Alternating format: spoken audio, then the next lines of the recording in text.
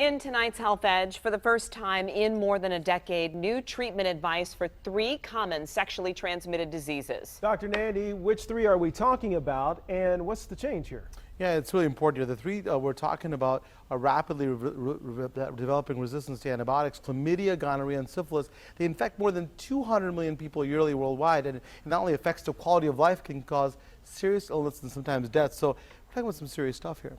Yeah, so why are they developing resistance? It's like the flu kind of thing? Well, it's a little different, but you know, antibiotic resistance is growing. It's a growing problem everywhere, but it's the main factor is the overuse and misuse of antibiotics. The gonorrhea is a very smart bug that continually adapts to new antibiotics. Now, back in 2006, there were 5 antibiotic treatments for gonorrhea. Today, we only have 1 recommended by the CDC, so it's really changing. What can be done about this? So I think the World Health Organization has released new guidelines saying that these STDs be treated with the right antibiotic at the right dose at the right time. So this will help to reduce their spread and improve sexual and reproductive health. So instead of giving the wrong treatments. So what are your prescriptions, Doc? Because we were talking about people being less careful now. I think so. You know, I think the sexually transmitted diseases, or STDs, are on the rise in the U.S. and some are increasing at an alarming rate. So here are my prescriptions.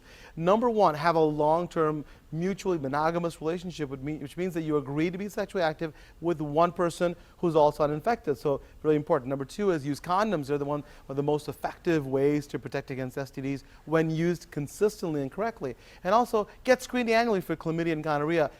These don't always have symptoms, and if you're infected, you can help stop others from being infected when you're treated.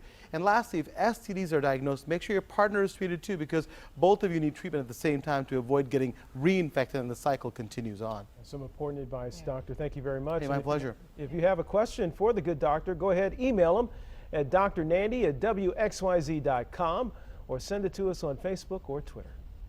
The key to